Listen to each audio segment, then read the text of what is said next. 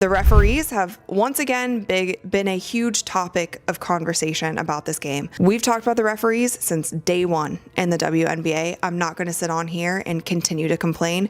Literally everyone is going to keep complaining about them until they get better. They haven't even gotten better for playoffs. There were a couple plays that the Indiana Fever challenged. We know they're bad. We know they're going to constantly be bad. Everyone keeps complaining about them. Coaches, players, podcast hosts. What happens when your top stars vanish in the biggest moment of the season? The Indiana Fever just gave us that answer in their brutal playoff loss to the Dream. No Caitlin Clark, no Sophie Cunningham. Natasha Howard barely showed up. And what's worse, the stands looked half empty early on, even though it was called a sellout. So the question isn't just why they lost 80-68, it's why this game never even felt close. Let's break down how a missing Big Three exposed the Fever in the harshest way possible. Before we move on, I'd like to ask you a small favor. If you appreciate this content, please take a second to like this video and subscribe to the channel. Over 98% of you watch the videos without subscribing. It costs you nothing, but it makes a huge difference to us. So did you click the subscribe button? Great. Thank you so much. Now back to the video. The crazy part about this game is it didn't even look like Indiana had leaders out there. You'd expect someone to take control the moment Clark and Cunningham were ruled out, but nobody wanted that role. Usually with stars missing, the remaining veterans step up and set the tone. Instead, it almost felt like everyone was waiting for a spark that never came. The Fever looked lost, and without that clear voice or presence on the floor, Atlanta had control before the first quarter was even over. Here's the first one. You can see Aliyah Boston guarding Bree Jones, and then you can see Bree Jones goes up with her right hand and she takes her left hand and kind of pushes Aliyah Boston's hand away. Now they called the whistle right here saying that Aliyah Boston hit her arm. If you watch this play here, Ryan Howard is going down. Lexi Hall's guarding her. Ryan goes behind her back. Lexi doesn't touch her because she's backpedaling the whole time. She has her hand straight up. Like, this is really good defense that Lexi played here. You can see Lexi like slightly touches her arm. But if you're gonna call a foul on that little tiny like tap on Ryan's arm, then you're gonna have to blow the whistle. The spotlight instantly turned toward Aliyah Boston and Natasha Howard. These are the players who were supposed to be the anchors, the ones who carry the extra weight the second Clark isn't in the rotation. But look at what actually happened. Howard was cold all night, finishing only 2 shots out of 7, and Boston wasn't much better at 3 for 9. That's 5 makes between them on 16 attempts in a playoff game where Indiana desperately needed efficiency. These numbers don't just look bad in the box score, they feel even worse when you consider the timing. Most of those misses came when the team needed momentum, and instead it killed possessions. Kelsey Mitchell putting up 27 should have been the headline, but instead it was drowned out because her teammates barely gave her any help. Now on top of that, Coach Stephanie White and Odyssey Sims also both got technical fouls, and I felt like this was really a turning point in the game. After the game and the post-game presser, Coach Steph White talked about it. She said, we used both of our challenges, we didn't have any, the refs were horrible the whole game. The entire bench ran off the bench, started going at the referee, and then Coach Stephanie White just followed her to half court. Think about what a playoff game without Clark should demand from Boston and Howard. Boston's a post presence with size and skill. She should have been demanding the ball, living at the free throw line, wearing down Atlanta's paint defenders.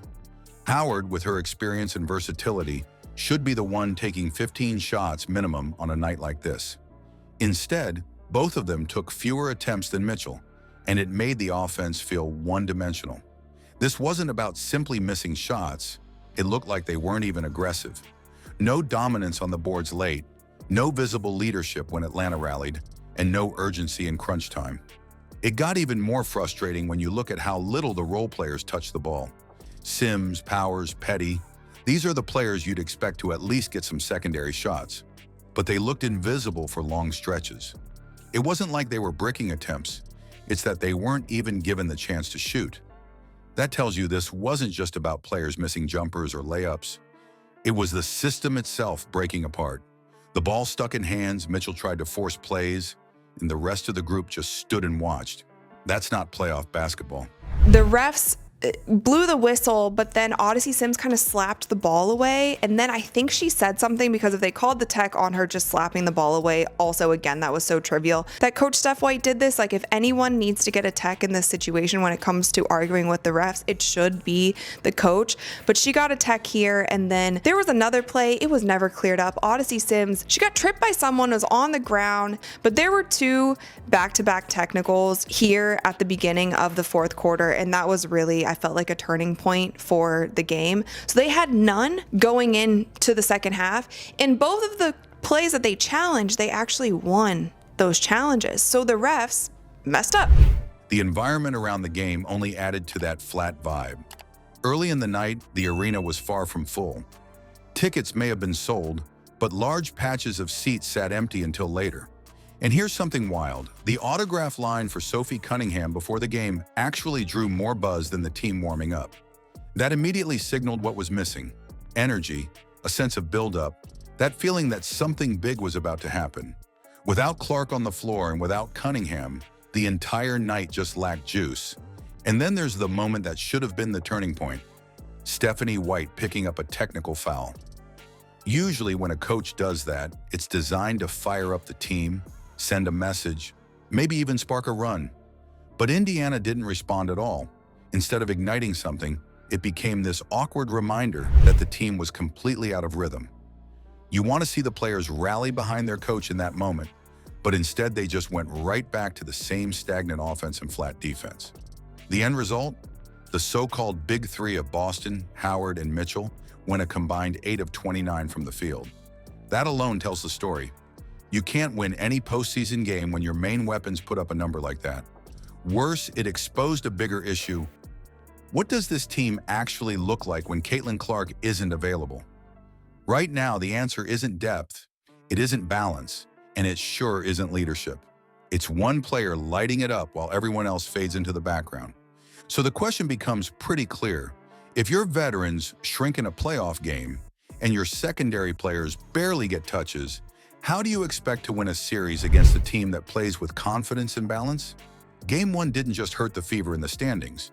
It ripped away any illusion that they could survive without changes. And that's where the concern gets real. Because unless something shifts in Game 2, there may not even be a Game 3 coming.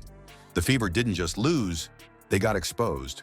Their supposed leaders faded, rotations had no rhythm, and it left Mitchell carrying the weight like she was on her own. That's not how you survive a playoff game, especially against a balanced opponent like Atlanta.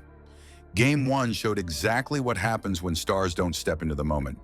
The fix isn't complicated, but it has to be immediate. Boston needs more touches, Howard has to demand the ball, and the bench can't be forgotten. Do you think Indiana bounces back, or is this run over? Drop your thoughts below.